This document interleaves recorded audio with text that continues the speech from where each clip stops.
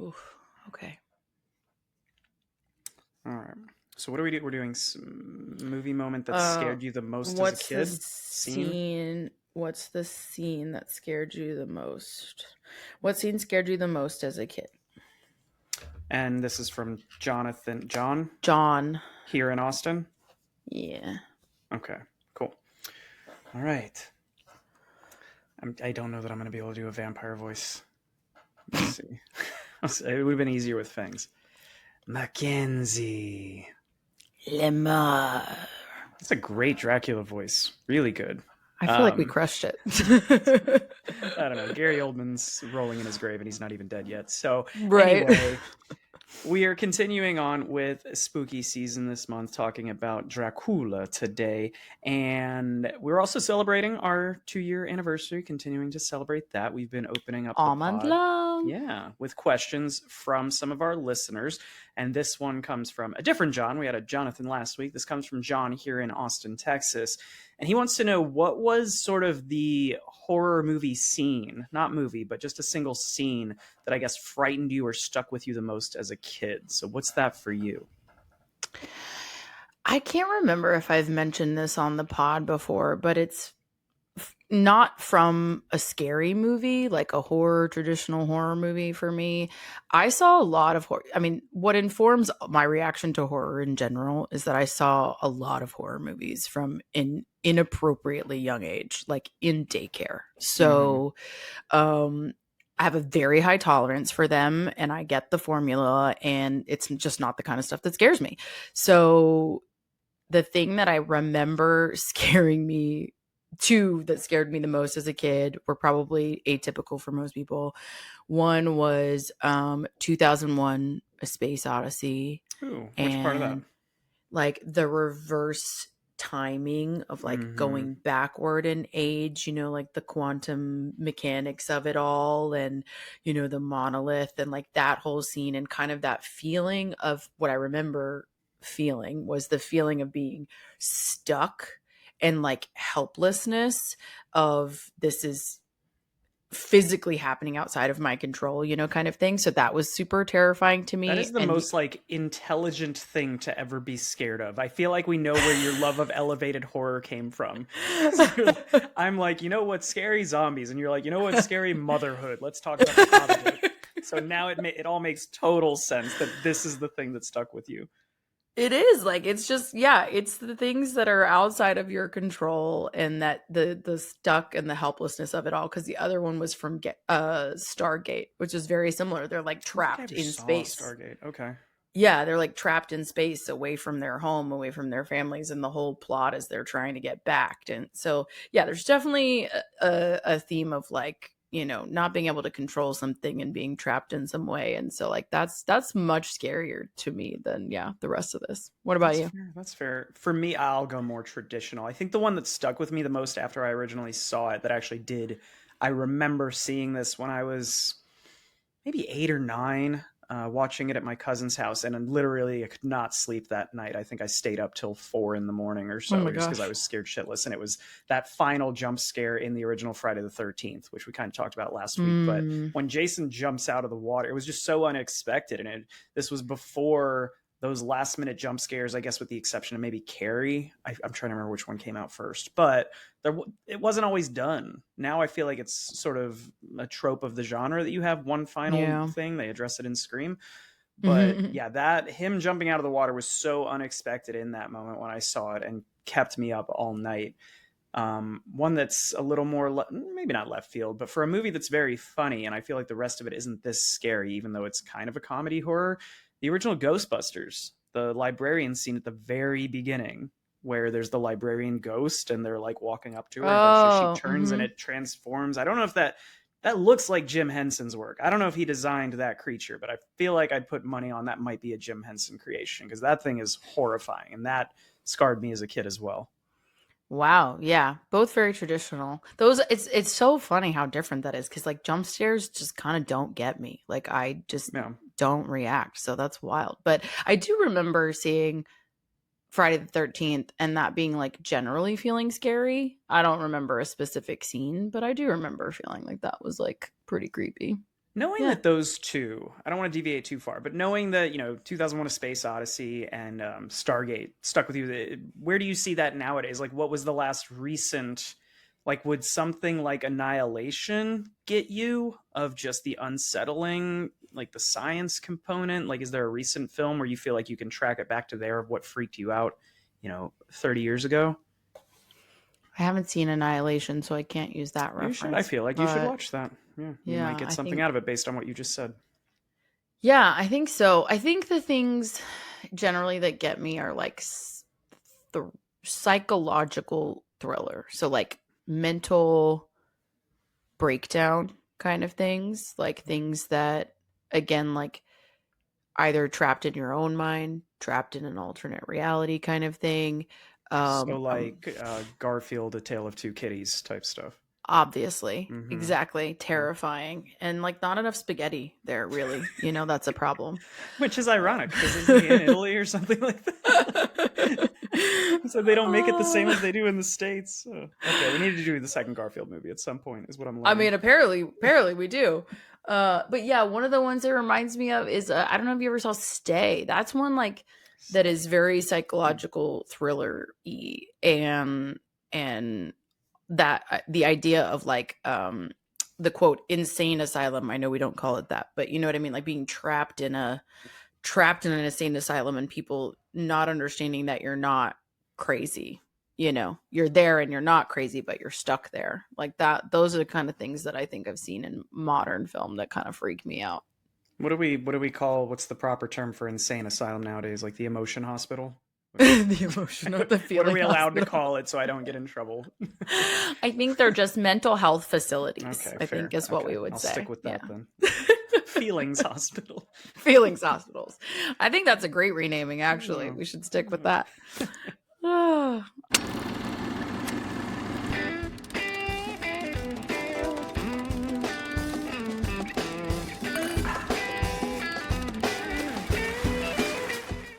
Welcome back to We Drink and We Watch Things. I'm Mackenzie, I'm Lemar.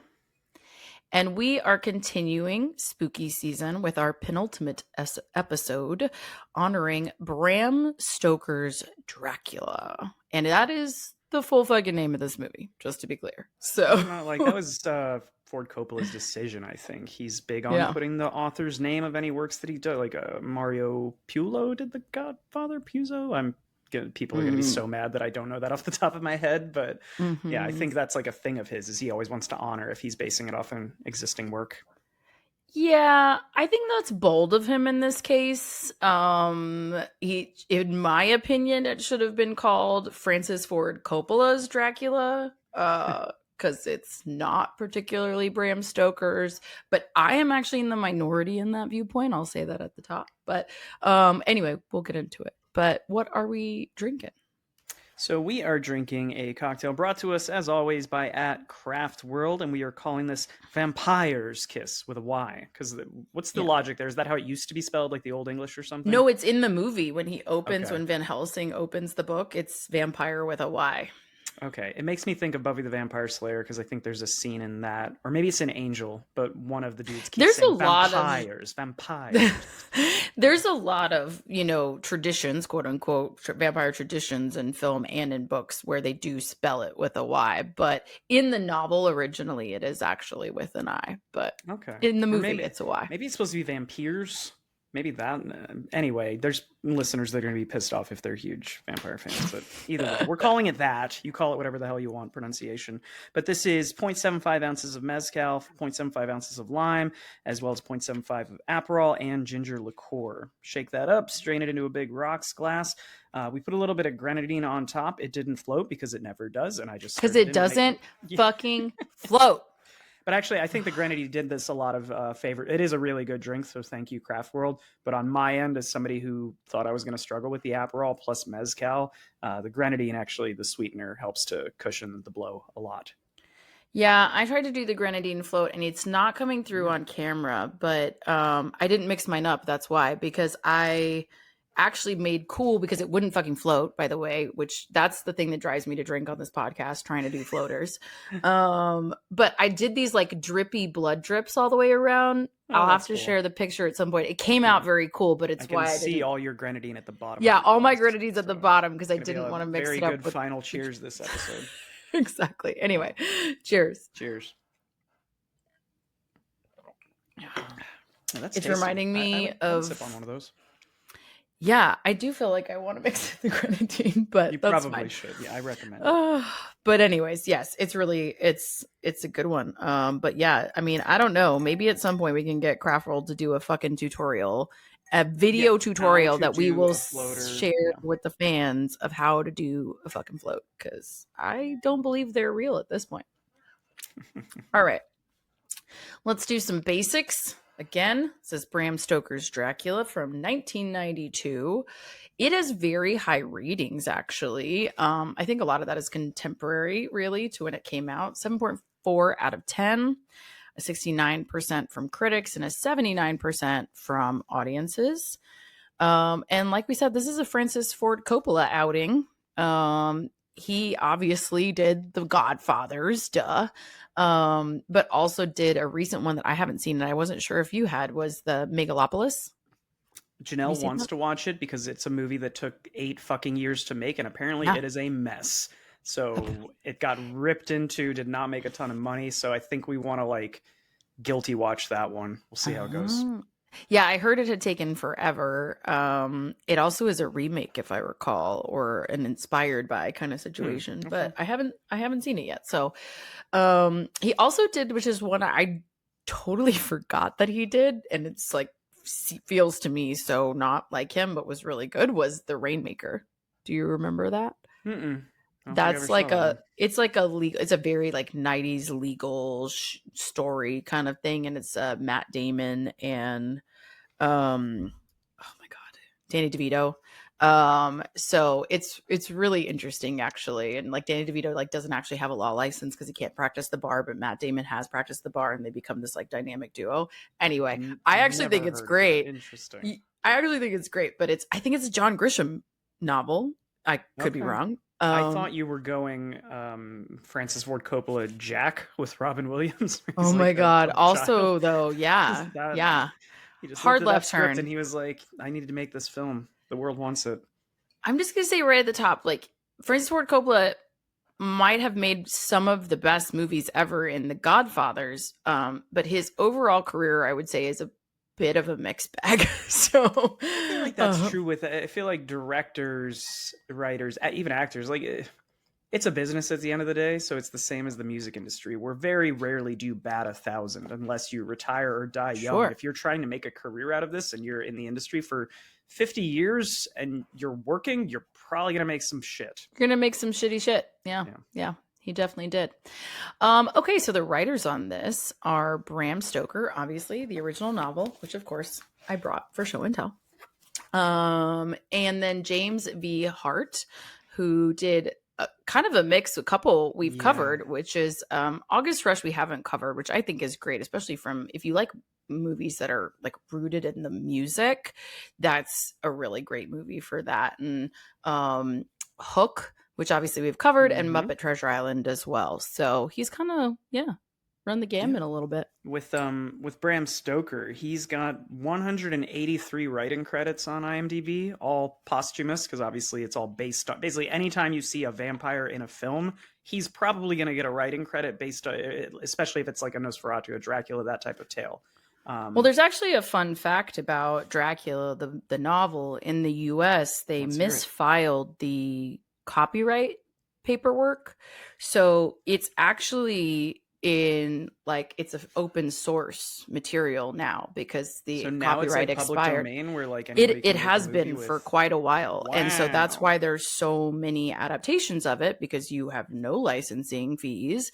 It's not everywhere else. Like if you are adapted outside the US, you have to pay. The copyright is still active, but here it's not. So I think it's something insane, like 300 appearances and adaptations in various films that are not all necessarily Dracula, but they're adaptations in some way or show Dracula the character because it's open source. So Interesting. I feel like there was a yeah, Scooby-Doo episode with Dracula. Maybe that's where, like, right. that's an example, right? Like, yeah, fuck it. We're not going to pay anybody for this. Yeah. Well, and like another fun fact there along those lines is that Christopher Lee, who we've talked about a bunch, has been in 11 Dracula roles, just himself. I didn't realize So that. I knew he was in that big one from the 70s or whatever it was. I didn't realize he was in 11. That's crazy. yeah, so it's a very very popular adaptation. I think the character Dracula makes the most appearances from literature, just ahead of Sherlock Holmes. So in terms of adaptations and I was going to appearances. ask you because I had a little trivia factoid for you. I want you to ballpark if we're saying that Sherlock is behind Dracula and we know Bram Stoker has 183 Hollywood writing credits despite never writing in Hollywood. How many would you guess that William Shakespeare has? Just ballpark me. If Bram is at 183, where do you think Shakespeare's at? I mean, like a Yeah. thousands. Yeah, Yeah, I mean, 1,952 currently on yeah. IMDb, and I mean that's television and film, but it's bonkers. Like these are all obviously posthumous. It's crazy how much we just still go back, tell the same old stories. Doesn't get old. It's just no fucking joke how impactful William Shakespeare was on the English language Mm-hmm. and Mm-hmm. storytelling in general. Like his body of work is just almost unparalleled in its impact, to be totally honest. So yeah, that doesn't surprise me. That's incredible. Thank you for that nerdy factoid. I love it. You love reading, so I figured you would dig that. Yeah.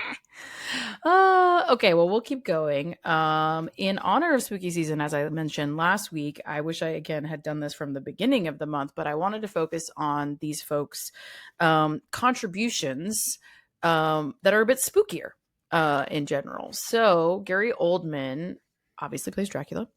He was in Harry Potter, and he specifically makes his first appearance in Harry Potter and the Prisoner of Azkaban, which I think is where the series takes a turning point for the spooky, and also in the film version, especially. So I think that's cool. And then in Hannibal as well. He was in Oh Hannibal yeah, with Anthony Werner. Hopkins, which Yeah, is fun. yeah.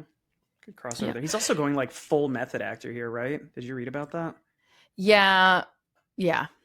He Just is. He's he's going hard in the paint on this one. Like, antisocial, like separated himself from the cast from like the first table read. They never interacted with him when he wasn't in character on set, was like sleeping in a coffin. And I knew Gary Oldman went hard on his parts. I didn't realize like he always is just you can barely recognize him in a lot of films from one to the next because of how different and distinct the roles are. But I didn't realize he was going that hard. I also think like this is a different era of his career. I would wonder honestly if would do. I mean, he's method, but like, would he do something that extreme now? I think is an interesting question. But yeah, he goes pretty hard in this one. They actually all had to really immerse themselves in this one because Coppola made them all sit down and read the entire book as a It's cast. like So punishment. well, You they can't like read make it me read. live out loud, so it took Uh, like 2 fucking days to do it. you're gonna sit down and make Keanu Reeves read a book out loud, and you think it's not gonna take 2 fucking days? It's 1992 Keanu. To be fair, I'm sure he's very well learned now. I But was gonna say I think Keanu's a smart guy, you sit actually, Ted but down from Bill and Ted and tell him he has to read aloud. right. It's gonna be a minute. Ted Yeah, not so much. You're yeah. absolutely right. Winona Ryder plays Mina Murray and arguably Mina Harker and then Elizabeta. We'll Mm-hmm. get into it. She has done lots of spooky things. That's basically her jam. But I picked a couple that I think are fun, which is Edward Scissorhands and Beetlejuice. Obviously, people will know her from Stranger Things as of Yeah. late. But yeah, she does a really good job in this.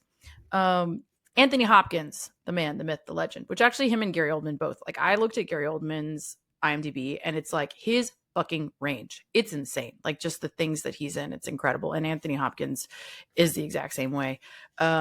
He plays Professor Abraham Van Helsing, and he also plays the priest, you eagle-eyed viewers. And then he's been in a bunch of creepy things, including All the Silence of the Lamb and the Hannibals of it all. He also plays Hitchcock in a film about Alfred Hitchcock, which is, I don't know if the film itself is actually spooky. I haven't seen it yet, but obviously, he's the master of the thriller, as it were, as we've discussed in the past. So I think that's an interesting one. And speaking to things like you asked me at the beginning that freak me the fuck out, it's not a thriller movie, but it's one that I've mentioned before, and it does genuinely scare me, which is it's a story called The Father. and it is about his descent into Alzheimer's and Oh, like from his perspective. So it's like from the perspective of the Alzheimer's patient, and it's jeez. so well done. But it is like one of the hardest things I've ever watched, and it's so terrifying to imagine your brain and your life feeling that way. That's the kind of shit that freaks me the Jesus fuck out, Christ. to I be think we have an honest. entry for next spooky season. First week of October, we're Honestly, going to like do this fucking Jesus. it's so Ugh. scary. I can't even describe it. It's hard watch. Like if you if you have a family member who has not who has suffered from dementia, it's maybe not for you, to be honest. It's a really hard watch. Um Keanu Reeves plays Jonathan Harker with the worst British accent of all time. We're just This going to is, call it out now. and this is It's not on terrible. him. This is the fault of the casting director and the studio and partially Francis Ford Coppola. He I do should have not just put told this him to on Keanu. stop. He should have just told him to stop. Kevin Costner in Robin Hood gives up his accent about 5 minutes into the movie because it's so bad, and we just all accept it eventually. You stop hearing it at some point. Unfortunately, that doesn't happen here, and it takes you out every single time that he speaks. It's I really told Janelle I was like the best, and I don't think this is really a spoiler, but like the best thing that the reason this movie isn't brought down as much by him is because he's missing from like the middle he's third. missing from whole parts of And it. thank God for that, because every time he speaks, it's just a mess. There was just, it was a cluster of casting him in this. And it's depending on who you believe. Like even Keanu now says he's not proud of this performance for obvious reasons. He was like super exhausted. He was, popping off in the early 90s and had done a bunch of movies before this. So he was tired and like just felt like he was miscast. You had the studio who kind of wanted Johnny Depp, but then the direction I think that Francis Ford Coppola went was, I need a young, hot actor who's going to make the female audience get into this. I Yeah. don't think you need that in this. I think the point of vampire stuff is that the vampire is the sexy one, right? Like Gary Oldman, Gary Youngman in this is really the heartthrob of the film. I don't think Keanu is But I anything think, like, special. I agree with you, but I also wonder how much of that is that there are whole parts of him super not being a heartthrob. You know what I mean? There's like really When gory he's in the moments makeup for and him stuff, yeah. right. So like I don't know if it's maybe that feels like it, because you did in the previews get both, right? You got the heartthrob Gary Oldman, but you also got the gross part. So maybe that's not that appealing. Yeah, I I don't thought the know. part with sorry again, guys, but the part with the sex scene with the human-sized bat, I thought that was pretty hot. I thought it was still could have been on the cover of Tiger Beat. Gary. Oh, we will get into it. So, anyway, all that to say that Keanu Reeves is in this and he plays Jonathan Harker, but he's also, but he's also been in many other spooky things actually. And he did Constantine, which was like kind of a dark horse. I don't know if I don't feel like a lot of people saw that, but I did.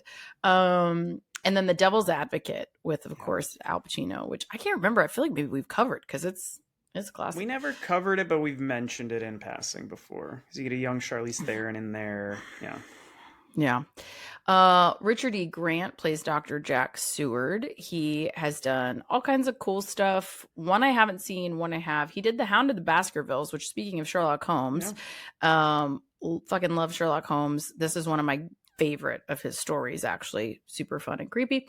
And then he also did The Lesson, which I haven't seen, but looks very like suspense thriller-y. Which he was in Saltburn a couple years ago that we covered. He was in Saltburn. I was hesitated to bring that one up because I don't know how creepy that one is. I guess it is kind of like got weird vibes, but anyway, a little unsettling, yeah. It's definitely like a little sociopath unsettling. in action, yeah. Yeah.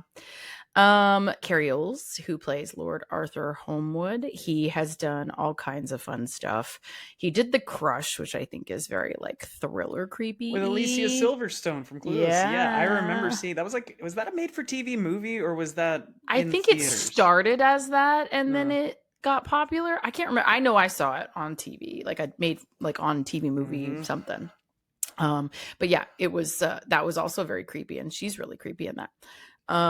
Kiss the Girls, which is Ashley Judd and I want to say Morgan Freeman. It was one of those 90s like murder thriller ones. And then Saw. He was in Saw as well. Billy Campbell, who plays Quincy P. Morris. I sort of forgot a lot of the stuff that he was in. The only thing that I thought of right out of the gate was Enough with Jennifer Lopez, which it is creepy because he plays a fucking creep. Is he the But main antagonist in that? I never saw. I know the yes, plot. Okay, okay. yes, he is. He's a real bad dude, and he does a really good job at it. But I actually think it's really well done. I think it's a little bit underrated, like probably because people are like, oh, Jennifer Lopez, whatever. But Mm-hmm. I actually think it was pretty good. He was just I, in literally a week ago. I watched the new I Know What You Did Last I Summer. was just about to say he's in the new one. It's bad. It's real bad. But I thought he was okay for what it was, but it was not a I good mean, movie. didn't we think it was going to be bad? To be fair. Well, we covered the first one on here, and the first one isn't that good. It gets held up in just because it's Kevin Williamson. And, like the story itself Yeah. is fine, but it's not a great film. So I don't know what people were expecting. No. Yeah. I wouldn't have expected it to be good for sure. Sadie Frost plays Lucy. She was in something called Love, Honor, Obey. It's actually a foreign film, but it looks super creepy. There's like some torture shit that goes down.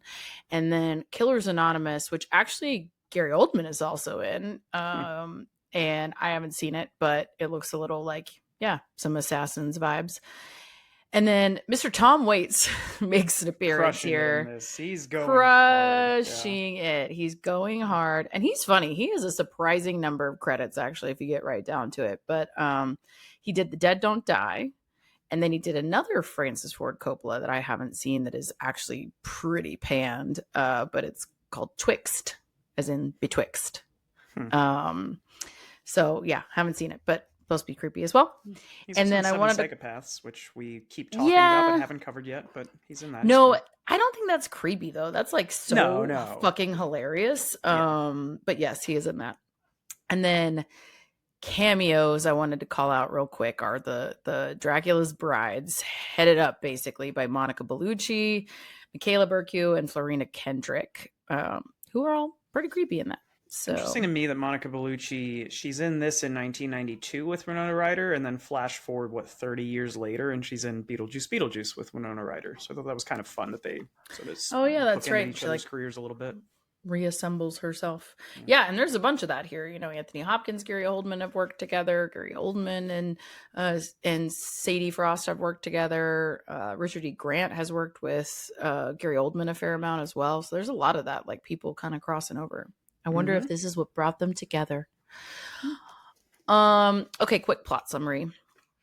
Centuries-old vampire Count Dracula comes to England to seduce his barrister Jonathan Harker's fiancée, Mina Murray, and wreak havoc in a foreign land. Accurate-ish to this movie, not so much to the book. But all right. Do you want to lay down a spoiler warning and then get into some of the stuff about the book? Because I know you are very passionate about this, or do you want to wait?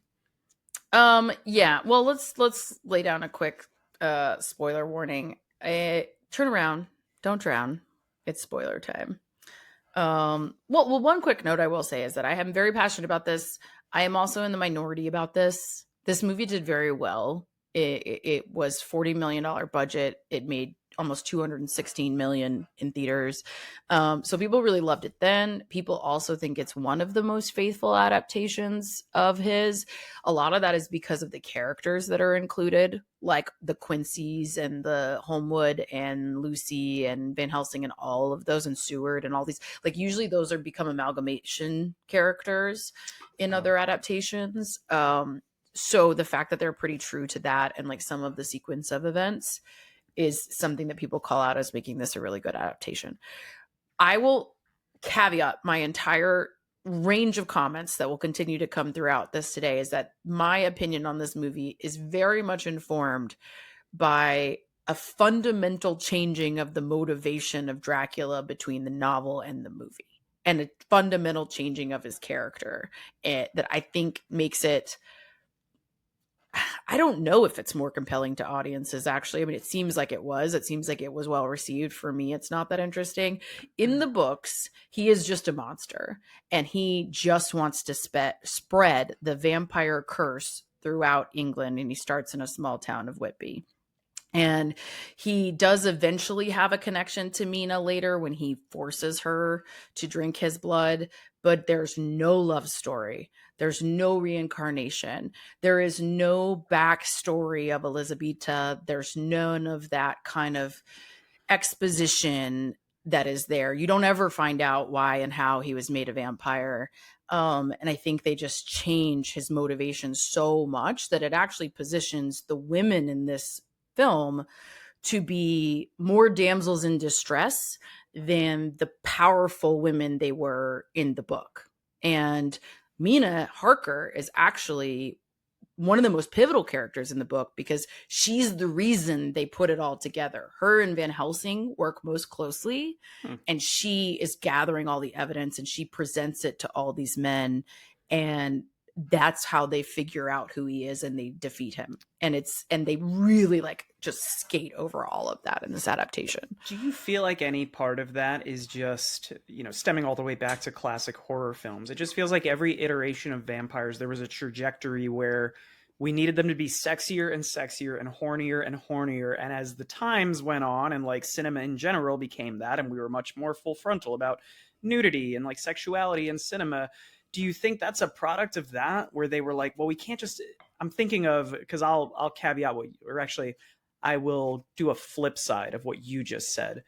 My viewing of this, because this is the first time I've seen this since I was like 10 and I didn't remember much about it. My viewing is very influenced by seeing Nosferatu a year ago, which is basically the same story. And I feel like it's better done with better effects and a better acting. And, but it's a similar story. So in that, Nosferatu is like a hideous monster. He's not, and it's very plainly clear that he is hypnotizing these women into falling for him. In this, Yeah. you're not really sure what direction it's going. Like, how much is he actually captivating and charming, and how much of it is just a spell because they're going out of their way to be like, vampires are hot and sexy. So how much of it do you think stems from that need? As we're building 10 years from now, we get True Blood on HBO. How much of this is part of that sexy trajectory, we'll call it? The Delta. Well, I would 100% agree that is a major contributing factor here is the way we treat vampires as a rooted in some sort of eroticism, like at this point. And it's actually not just, this movie. It's, Anne Rice does that and she's pivotal to, a shifting in vampire stories, right? And she's not alone. All kinds of them do it. Twilight does it, whatever, later on. So yeah, I absolutely think that's a huge impact here, especially in the early 90s where we're having a lot more of these edgy, more sexual films coming out and it's much more acceptable. So I think that's a huge contribution. And yeah, to Francis Ford Coppola's credit, this is not his original idea in terms of making this a slight love story. It's the amount of backstory that he adds to it that is kind of extra. But you're right, the earlier versions of Nosferatu, and there's actually a 74 Dracula adaptation that does the same thing of try to create a love story there. I just think it detracts from the like horror of it all. But I agree. I think that it's coming from that need of let's make it sexy, let's make it enticing, let's make it, let's sympathize with him. That's the key thing that I actually struggle with here is it's a way to make Dracula more sympathetic as a character instead of this overt, straight up monster that he is in the story. I also feel as though there's a missed opportunity. And granted, I have no idea if any of this is in the book, which you're referencing, but from just watching the film standpoint, if you want the movie to be, and Dracula's characterization to basically be like, he is super horny and sort of drawn to people, but he is also very possessive in an unhealthy way where he's trying to control them. And then if they don't fulfill his wants anymore, he kills them off.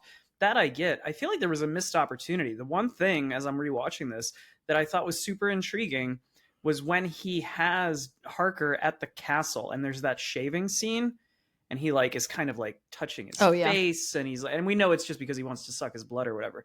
I feel like they could have dipped into that a little more of like, they have right after that, they go into like the foursome with like the female vampires. And I'm just like, I was intrigued by that scene of like, oh, so is Dracula just like super horny and like pansexual and is into whatever he can get, but also is going to eat you at the end of the day.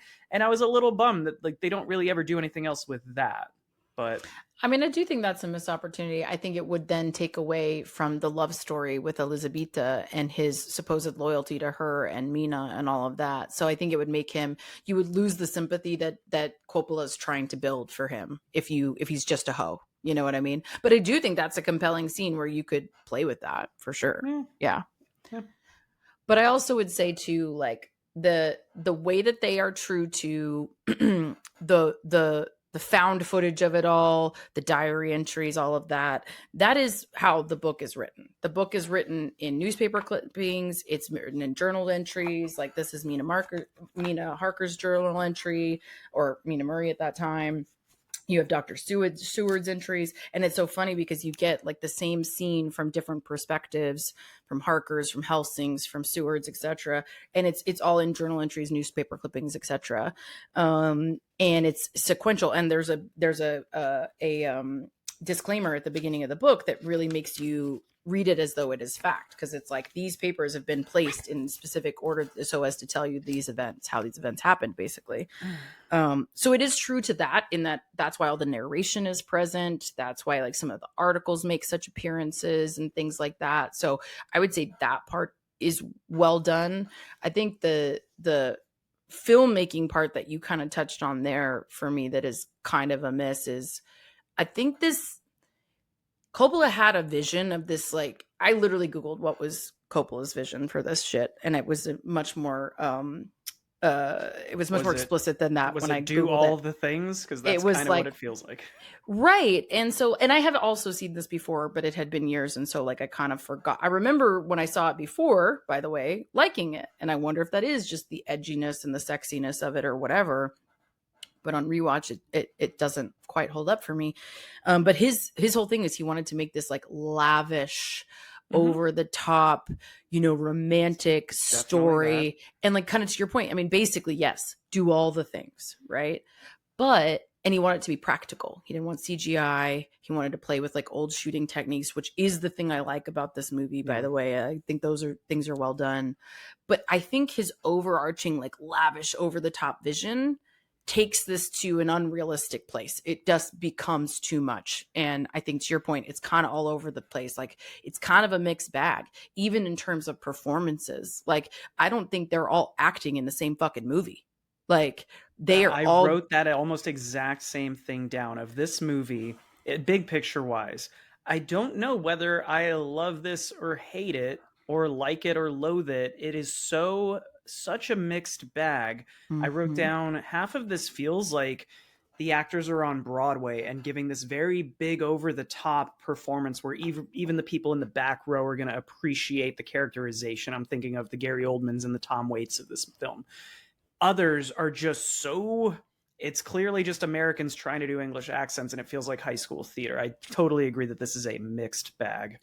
That's such an astute observation, by the way, because it is the Anthony Hopkins and the Gary Oldmans of the world who are classically trained stage actors who are going hard in the paint here and like really committing to the bit and really kind of over the top. And even Seward to some degree, who I think was like Royal Academy of Dramatic Arts as well. So like those are all being performed to this kind of really extra degree. And I think Winona Ryder's performance, to your point, is her accent's much better and her performance is solid. It's a bit more grounded. It's not over the top, but she's not a good foil to Harker. Like Keanu just doesn't deliver here, I'm sorry to say. And a big part of it is his accent, and it takes you out of it. And then you have these other folks who are complementary characters, but again, they're all acting at such different levels. They are not complementing each other in the scenes that they are in together. And so there's just this lack of reconciliation of the tone. It's a mixed tone throughout, even when there's some really cool shots being done. Like if we talk about kind of the beginning where Keanu is getting to the castle, there's so many things wrong with that, so much inconsistency with the book that pissed me off. But beyond that, the shadow puppet work in that, which is literally a separate puppet, again, practical effects, which is very cool, that his shadow is supposed to be a separate entity. He's supposed to have this separate power from like Peter Dracula Pan. himself, like Peter Pan, exactly. But dark, obviously, dark and twisty. Evil But Peter Pan. Evil I Peter mean, he Pan. is kind of a boy that doesn't want to grow up, right? That's kind of Dracula's whole thing. So This is, again, like, you're on fire today with these astute call outs. But yeah, like, those are some very cool shots that you would want that scene to really like capitalize on. And instead, the mismatch of the Gary Oldman performance with the Keanu Reeves performance takes you out of it, and in the shaving scene that you talk about, they slowly move those walls in that scene to give it this feel of claustrophobia, and it's such a subtle but like impactful shot how it changes. That's and pretty cool. Yeah, and like you just almost don't even notice it. I realized I found myself getting more and more uncomfortable throughout it, not because of the connotations we mentioned earlier, but just of like, that they're not going to kill off the Harker character right now in the film, and especially after seeing Nosferatu, that he's not in like imminent danger to be killed, but you're still just getting more and more uncomfortable with like, what exactly is he going to do here? The part where he takes the razor blade with the blood and licks it was just so out of nowhere. Like, I'm surprised I didn't see it coming, but that is just, he just turns really but it quick, takes you out, what I mean? Like, it's a good shot. If that's the tone and that's the energy of this story, right? Like, cool, let's commit to that bit throughout. But it takes you out of like the suspense of it all, and it takes you to the campiness of it all.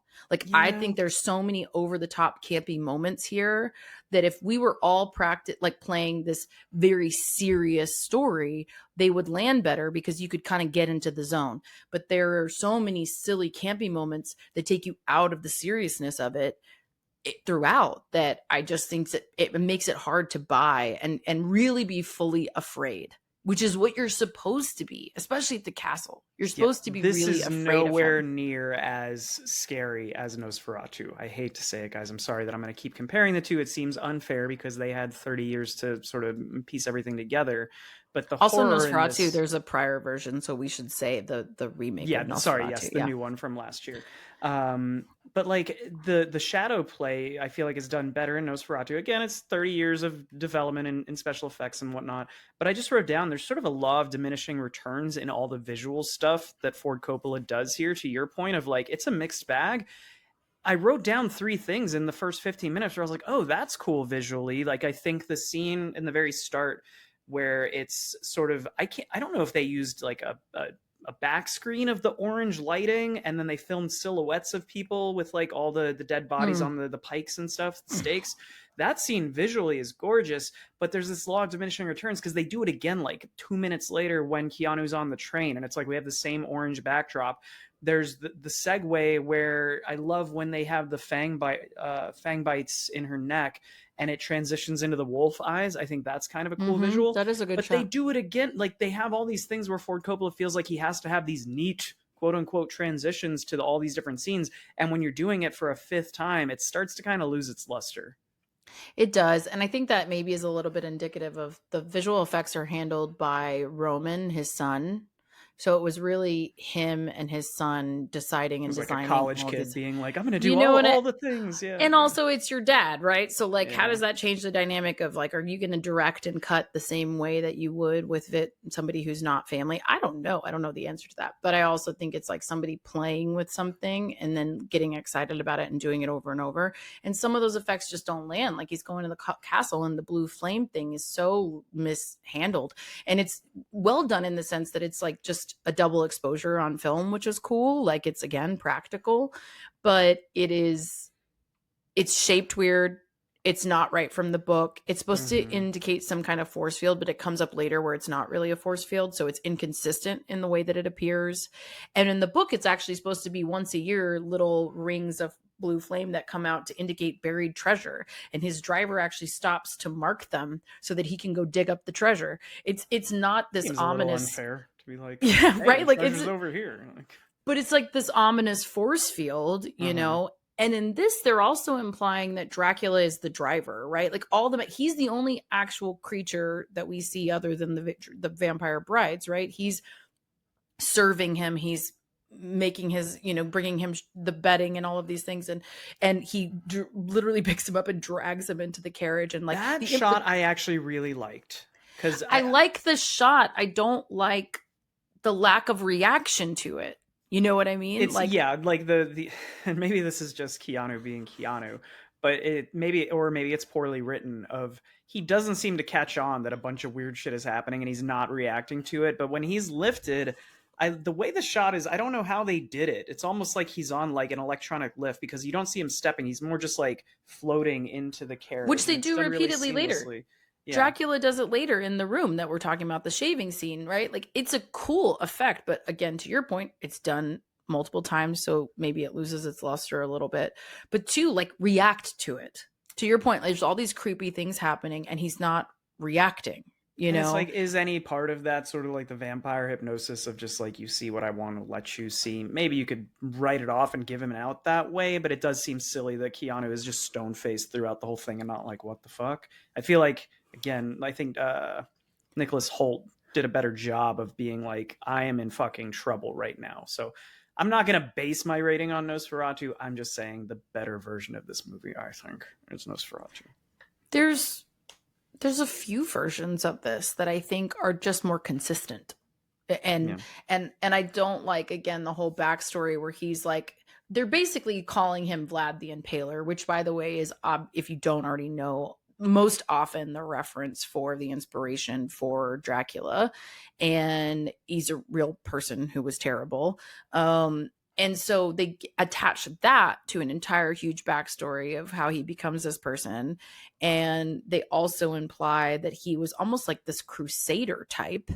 And then they also imply that he, like, essentially becomes immortal because he's rejecting God, and all these things, which informs the ending later. So, like, I think we have to be acknowledging that. But I think those whole scenes are kind of over the top. And then you get to this, and he's supposed to be young and handsome at that time, like you're saying. And then we get to this scene in the castle where he looks radically different. You can tell the implication is that he's like a little bit starving, maybe. There's not enough resources here. And the castle is creepy, and the shadow effects are well done and creepy. The Jonathan Harker going into the bedroom with the brides is creepy, like, in that you don't know what they're gonna do to him and all of that. But again, like, it's just those other very campy, over the top moments that take you out of those things and make them, I think, less effective, at the end of the day. I can't. This movie is not, and I'm not. It's rated highly. I'm shocked, honestly.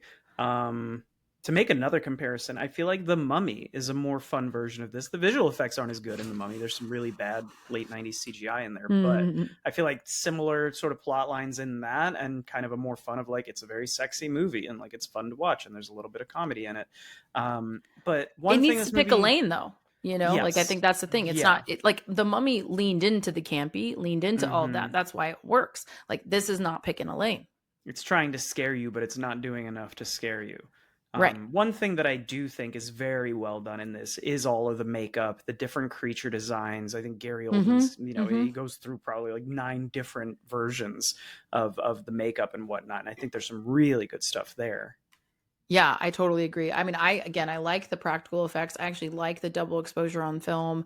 I think that the use of it is what's cheesy, right? Like, the cool factor of the effects is there. The use of it is, I think, misused.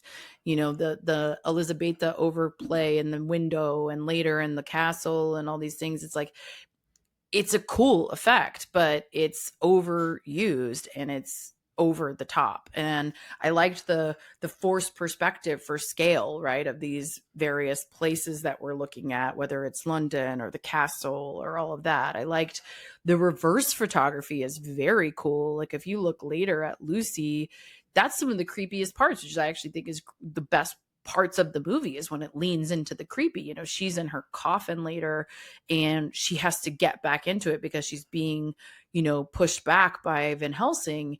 And that was reverse photography so that it would look clever. weird about her getting, the almost like, I don't know how you call it, like the stiffness maybe of her getting in and out is captured because of the reverse photography a little bit. I just wrote down that when she's in that all white and like in her coffin, it's a very interesting way to dress somebody up for a funeral, just saying. But I wrote down it's her wedding dress. She never got to have her wedding. but her face is like pale white. I just wrote down that like she's in her Lady Gaga era when she's getting Oh out my of God. things. Like It's it's so funny very you said Gaga that. at the I said VMAs, you she's know? in her Snow White era because of the There you coffin. go. But can Um, we really quick? We've been kind of going hard on some of the negatives of this. I feel like Lucy, it might be the most underrated because she sort of ties together what is supposed to be the horror elements of this film. What's happening to her is she's objectively, I think, carrying the the horror scariest aspect for part sure. about Yeah. Dracula. The other stuff is like, oh, okay, it's like sexy, and yeah, he's like, convincing this woman to love him and like doing all these creepy things. But like, really, Lucy is the main victim in this, and I think without that, this movie's really bad. Yeah. I mean, I think that they don't do her story justice though to the book because she's not this like straight up slut that this movie is trying to make her out to be. She's genuinely a just really beautiful, charismatic woman who has multiple suitors and all who care for her who eventually go fight Dracula because of her death. Yeah. And it is impactful in that way. And I don't like, again, like I know that the sexy need here is what drove that. I think it again undermines her as a character. It makes her into a floozy instead of an ideal that they were in love with and that they fought for to avenge her, Mina included. And so I don't like that part. But yes, she's carrying all the scary, right? Like she's bringing all the creep basically into this story. And, when they have the scene in the garden where he's turned into a werewolf, which again is inconsistent. He can only turn into an actual wolf, an actual bat, and mist. It But looks all of a like a sudden, combination of the three. I was very confused. I was like, wait, there's a werewolf in this movie too? Because again, I hadn't seen this since I was a kid. And Janelle was like, no, I think he's like a man wolf or like a man bat. Like he's some weird combination of creature. he's a bat later, and that he's supposed to be a werewolf Okay. or be supposed to be a wolf. But again, like, yeah, they've made him like an over the top crazy wolf, and Yeah. it's just again, it's like leaning into the absurdity, and it That scene becomes was less sexy than the it four was scene less before it. sexy, and Yeah. it's not about sex at all in the story. It's about him drinking her blood. Like he Mm-hmm. hypnotizes her right away for sure, but he just as a food source, literally. And the Lucy subplot actually takes up the most amount of the book. That is the driving story here of they are trying to save Lucy and understand what is happening to her. And he keeps feeding on her. And so the blood transfusions are happening over and over, and it's just not doing anything. But they do some cool, creepy stuff with her. I like the dungeon scene. I liked the kids scene. It was creepy as fuck. Like it's really messed up. That poor kid was actually genuinely very scared and had to be coerced to like Aw. do a second take. Poor thing. But yeah, I think a lot of the scary stuff is tied to Lucy, which helps us kind of get into the zone here a little bit Yeah, more. the only exceptions I would say that I wrote down worth calling out from a scare like horror standpoint, I do like when they cut from Mina, and I can't remember the context, but they're cutting of sort of Drac is looking in on her, and they do that fade to like his solid white face with the white pupils. I think that scene is actually really kind of Mm-hmm. unsettling. And then I like the conjoined vampires after the foursome. I forgot all about that when the two women are basically like attached at the hip. That's kind of that's like the thing That's weird. basically. Yeah. And then when they say, "Can we not have anything?" and he offers a baby, that's rough. Which is true to the book. That is a thing. But actually Dracula lures him there and then he claims him back, which is very weird. But they don't keep like feeding on him. He does just leave him there to die, and he does genuinely escape by like jumping into the river, which is crazy. Okay. So yeah, a lot of those things are creepy. One of the other creepy things that happens in the castle is like, as you can see, there's like gravity issues, and like the cats and the mice are crawling upside down, and Dracula himself is crawling down the With the castle long red like robe or whatever. That scene is really cool looking. That's a very cool scene and very well shot. I have two problems with it. Y'all know he'd be so annoyed by that cape. Like for real. You're walking through that castle going indoors. fuck. Yeah. Like, yeah, you're pissed at that cape, but it looks cool, that's for sure. But two, again with the Keanu not reacting. Like he just looks at it and is like, oh. And then the best that you get is this journal entry of him realizing he's in trouble, kind of, but like he doesn't physically react to it at all, which feels ridiculous. But yeah, those scenes are really creepy, and those are all inventions of Coppola, which I actually think are kind of cool translated to the screen, of like the reverse droplets with the like gravity being upended by the vampire's presence, the the cats and the mice, and then him crawling all over, and some of those things. Like, I think those things are subtle, impactful add-ons that make the vibe creepy in a way that's good. Yeah.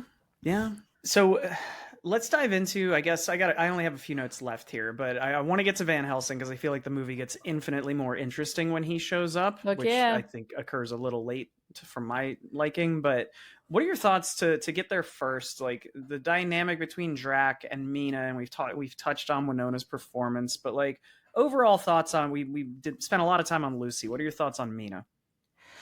I think first of all, I agree with you on Van Helsing. It takes too long for Anthony Hopkins' character to get here in that form. He obviously, like we said, he appears as the priest and he does some narration and stuff.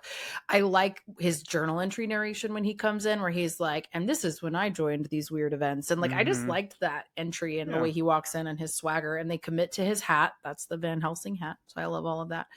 But Mina has been basically carrying on an affair. And that's the thing that I just really don't like, because the problem is the core that I can't get in line with is us trying to make Dracula this like lovelorn character who we sympathize for because he just wants to get back to his centuries old true love of Elizabetha.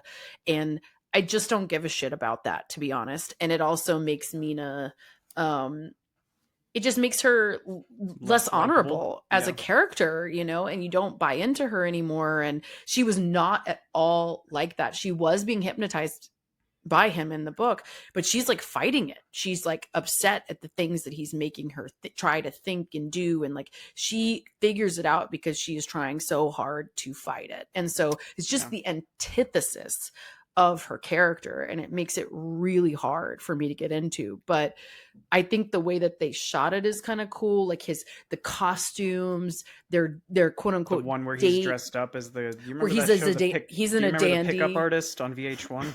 Like that guy was very inspired of like, wear a top hat and like crazy sunglasses. 100%. Go into the night. It works, man. Yeah. It's a vibe. He's got the blue sunglasses. He's very much a dandy. And I was thinking the whole time, though, I was like, I just don't buy this seduction. She's so loyal to him. All they're doing is going and seeing this film, whatever. And then the dog shows up, aka the wolf. And I was like, there it is. That would work. That would work. If you brought me a wolf and you calmed it down and let me pet a wolf, like, sold. I'm in, but like I said earlier, they do not do a good enough job of demonstrating how much of this is him using like vampire style hypnosis seduction and how much of it is her just falling for him. And it's not obvious either way, because if she is just falling for him, it makes her, like you said, a lot less likable, and we're not really rooting for her at this point.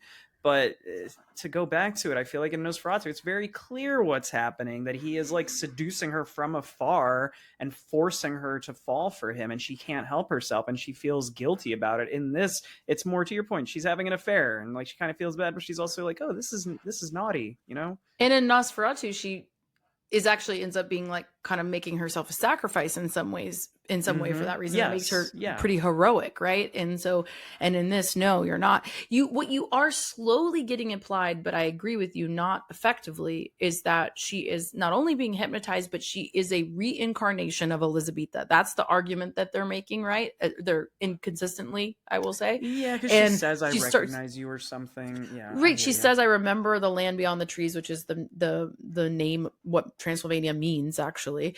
And she describes the castle like she's been there, and she, and you get this impression that she is remembering her prior life, right? And then she's more Elizabetha than Mina in those moments, and so you can sort of sympathize with that.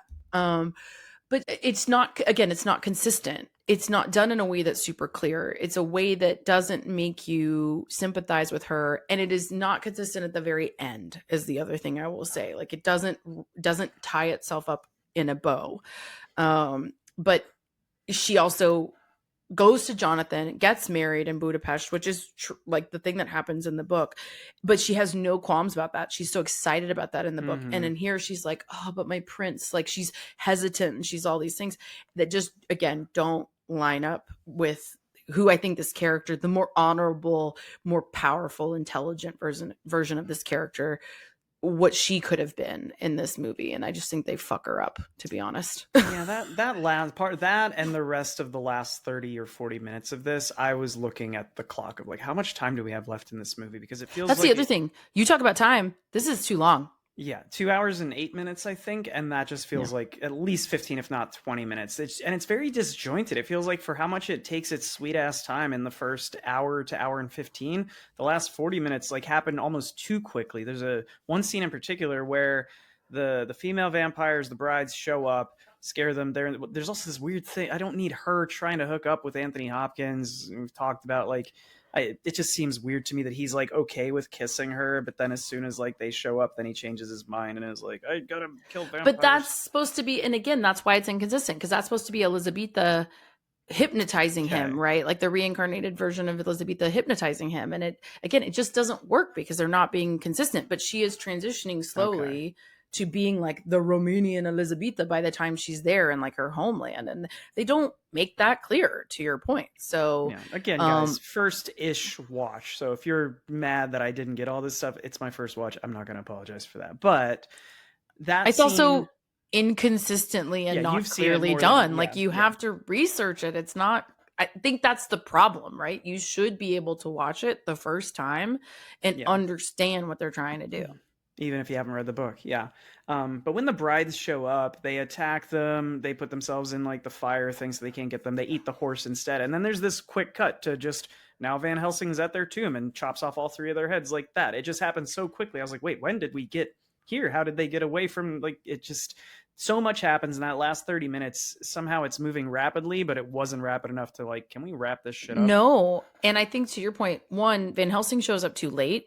But he also doesn't get enough clear screen time. Like you get a little bit of time of him trying to save Lucy, but that's actually much more prolonged in the book in that he's going back and forth. They're trying to solve it. He has suspicions, but he actually doesn't tell everybody outright. He makes them kind of come to the conclusion himself. He's very professorial in this way, but he like has this great line in the movie that I do like where, Homewood, again, all these people really love Lucy and they want to save her, and he gives her a transfusion.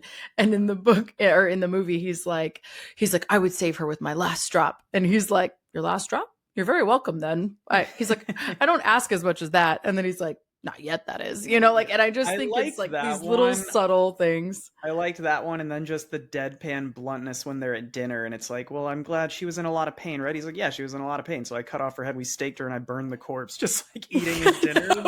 And they're just like, I needed more of that throughout the length of the movie, honestly. And he just plays it like so hard, but it brings like some levity, but also some just some unexpected charm. Like it's atypical charm even. I think it brings a lot to it, but you don't get to see him like really do battle here the way that you would in the. That's when I heard, Van Helsing's coming. I was not I hadn't looked at the cast. I wasn't expecting Anthony Hopkins. I was expecting Hugh Jackman or someone of equal six-pack ripped-em to come in and kind of throw out some action beats, but it was more just traditional scientific vampire hunter, which is a bit more of what he is in the book, but he does lead this expedition really, and he is with Mina in the last bit, and they do have a lot of like interesting interactions. The killing is very different though, I will say, like, and that's the thing that I don't like. So they're all rushing, to your point. All of a sudden we're in this huge rush. We've been doing this for 2 fucking hours now, and now we're in this huge rush, and they supposedly don't beat the sunset because he's only able to change and really like he can move around, but he can only really change and have his power at sunset, which is the significance there. They don't beat it. They have a little like final battle with him, and Quincy stakes him and he's dying, but he doesn't die quickly. And that leads to this whole closure thing with Mina. In reality, Jonathan and Quincy beat the clock, stab him in his coffin, and he turns to dust. Like it's very effective. And Van Helsing does kill all the brides. And that's a cool like sequence in the book of like how he actually does that. But this is Here it where, takes like like, 3 fucking seconds. He walks into a house and it's like, there they are, chop off their heads, we're done here. That could have been its own 10 to 15 minute sequence if this movie right. was had not taken its sweet ass time for the first 75 minutes. Totally. And then this is again where my overarching problem with adding in this love story and this backstory and all this shit comes into play, because that is actually the fucking end, right? The only Mm-hmm. thing that happens later is there's an epilogue where he has, writing a journal entry of him and Mina are off and, they have a child and they're happy and great. Cool. Fabulous. That's the end. This takes us in to she's dragging him in the castle. She's like Elizabetha again. She's devastated that he's dying, but he's definitely dying. And then all of a fucking sudden, he's gonna get what? He's gonna get reconciliation. He's gonna get forgiven. He's gonna go to heaven. Like, this is literally what we're working toward, that this fucking actual monster who has done nothing but terrible things gets forgiven in a church on the altar.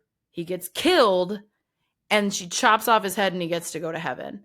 And I'm just like, the entire time I was just sitting there, I was like, I'm so fucking pissed right now. This I is didn't so even dumb. understand that's what was happening. I was like, okay, this is weird. Why are they I didn't completely grasp that. I was just like, why are they letting her, they're like, our work is done. I'm like, he's not dead yet and her work is just beginning. She takes him into the church. I didn't Because she understand, has so to decapitate the person that she loves the way that they did earlier with Lucy, right? Like, they have to decapitate him. But also, the decapitation is actually something that George Lucas told Coppola to add in. He said, if you're going to follow continuity here and with vampire mythology, like, she has to cut off his head. So that's a reshoot. But she's supposed to kill him and let him go, and that's like her, her big moment there. And this is again where I think it is inconsistent, because once he is dead, she's kissing him and saying goodbye and she's sobbing. She should, in theory, no longer be possessed not or be Elizabeth. Yeah. Elizabetha. She shouldn't be in love with him in that way anymore. And yet she's sitting there devastated. Yeah. And he's so forgiven that he's on the fucking ceiling. They're painted on the ceiling. And I'm like, oh, there's ceiling material now? No, thank you. I just like, it's just the Elizabetha Mina thing is like just inconsistent. It's I not well also don't done. get why he wants to be with Elizabetha, who might be the most gullible person in history. Somebody throws a rock through your window with a note that says your boyfriend dies, and she's like, well, I got nothing to live for. I guess I should just kill myself. Like, why would you want to be with her? She doesn't seem that bright, honestly. She's not that bright. It's the Romeo and Juliet of it all, I suppose. But that whole subplot is just fucking, just too much. Like, I don't think you needed to do that. The things that are cool are the horror, and those are the things that are true. Those are the things that are a part of the story. The whole ship sequence with their entire crew dying except the captain, that's cool, and we could have that's spent real. more time there. We could have spent more time there. And the storm and the controlling of the storm and like his slow he does a ton of damage to the town just outside of Lucy. They don't get into that, like, there's just all this rich material already there.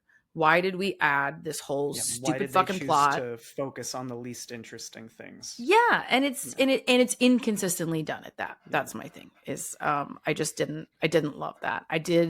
I like some of the quippy lines. I like some of the writing. I like that they're consistent to the journal entries, the narration driving the story forward and like keeping that formatting. I liked a lot of the practical effects, even though they slowly get overdone, to your point. But then I like the horror bits. Those are the parts that are cool. Yeah, but I just think it's such a mixed tone, and it just doesn't know what it wants to be. Yeah, it's a perplexing film to watch. I know I wouldn't call it mediocre. I would just call it confusing. Of like, I wish I knew what the end goal here was to accomplish. Yeah, I can't say that again, I think I liked it on the first watch a long time ago, and that may even have been before I had read it. I don't remember, but that was super distracting for me this time. But there were some cool nerd references. Like, I like that they show the Lyceum Theater, which is where it first showed, where Bram Stoker did the screenplay and it first played there. I like that, like, the physical look of Gary Oldman in his like normal form as Dracula is true to the story, but also the inspiration, which was like Henry Irving. I like that they keep all the dudes in the characters. I like that they keep Renfield, which we didn't spend a lot of time with, but he's pretty accurate to his way he's Tom Waits breaking does a great down. job in that role. Like he was one of the more compelling parts of the film. He's one of the ones that I would lump Yeah. in with Oldman and Hopkins as really holding it down performance wise. And I think the visuals are very cool. I just Mm-hmm. want Yeah, the the settings story. are great. Like the sets are great. The The makeup is costumes are great. The great. effects are Yeah. great for being as practical as they are. This movie does a lot good. It's just the most important part, which is the story and the performances are not aligned. Yeah. Yeah, I agree. If they even had changed the casting a little bit, Yeah. and if they, or even if they had just given Keanu the green light to stop trying the accent, I think even that would have made it better. Um, and then, yeah, them just getting on the same page in terms of how to play each scene for sure would have made a big Jeez. difference. Big difference. Anyway, now that we're done roasting the shit out of that movie, I guess. I was surprised I didn't like this, as I think what my takeaway I'm shocked. again. I thought I was coming in here expecting to do battle a little bit today. I thought you'd come in really loving this one. I remember liking it. So I sort of Mm-hmm. thought like, oh, I'm excited to do this one. And then I was like, oh. I give So him grace for being 30 years old. I understand that, guys. right. Like, if I'd seen this, or I guess I did see parts of it, but like if I was this old watching it in 1992, I'd probably appreciate it more. But I just feel like this story has been done better before this and after this, honestly. Yeah. Yeah. I just think they changed some key stuff that it's like it Yeah. wasn't necessary to change, to make it compelling. Like we said, there's a lot of rich stuff already there to work with. So anyways, what's your rating? I think in honor of Keanu Reeves in this movie, I'm going to deliver my rating in his accent. So I came into today wanting to do either a 6 or a 6.5. And after talking to you, Mackenzie, I'm going to go with a 6. I'm not even going to honor it with that much of an explanation. I feel like we've I don't want to go We've crazy low. I don't want to go Yeah. like 5 or less because I think that is a disservice to the time this was released, the visual components of this, the things that are good, and the Francis Ford Coppola of it all. Like, credit to him. He had a vision, and I think he tried to execute it, but we've talked about all the shit that didn't land, so I'm going to go 6. First of all, I think your accent was better than Keanu's. But second of all, I agree. We've said a lot of it, but in summation, like the disconnect between the book and how much there was to play with there already and the way we delivered it was kind of unnecessary. I think the bones are there.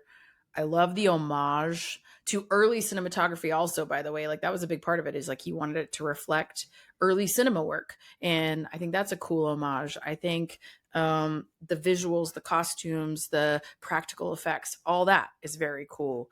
But yeah, I just don't think it's executed in a way that has any cohesion. Yeah. And that's, it's distracting. So I would go 6 as well, because again, I think there's a lot of cool stuff to see here, even just in terms of filmmaking, visually, and learning about the effects and what was done is cool, but it's not a strong story, at the end of the day. So 100%. Yeah. And for the record, I would make, like, Nosferatu wouldn't be a 10. I would give Nosferatu like an 8 or so. But I just think that is the superior telling of this story. And I would say there's several that other people might like because they're similar to the Dracula, original. Vampire in Brooklyn. Also, like literally anytime that Christopher Lee plays a person, I love it. So maybe check out his versions. But yeah, I think there are other versions you can check out. I do think, again, this is worth a watch. But maybe knowing what you know now, go into it with proper expectations, because that's the other thing. I went into it thinking I was going to have a good time, and I didn't as much as I thought. So the epitome of a quote unquote worth a watch movie. Like, right, it's worth watching. Can't tell you much more than that, but yeah, 100%. All right, kids. Well, thanks for hanging out with us while we roasted that. I will say the drink was delicious, so maybe make that to power you through it if you watch it. come back next week for our final entry in spooky season, which we are both kind of surprised we haven't covered yet when we talked about this, but I guess it makes sense. We did kind of a top 10. We didn't really get into them all.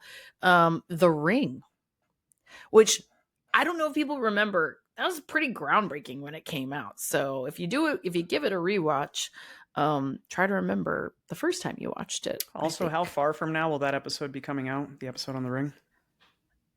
Is it 7 days? Okay, well, in anticipation of your 7-day wait period, in the meantime, follow us on our socials. We drink and we watch things on Instagram, TikTok. You can get the video of this podcast on YouTube or Spotify video. And you can always email us. We drink and we watch things pod@gmail.com with feedback, movie suggestions, all that good stuff. Yeah, and we have, some questions going on there where we would love for you to message us thoughts on what you would like to learn from us in the future, or give us cold open suggestions. In general, not just for it's hard to come season. up with those, so it is nice to have other people chiming in. Yeah, feel free to hop in. But in the meantime, go have a drink and watch a thing. Cheers. Cheers.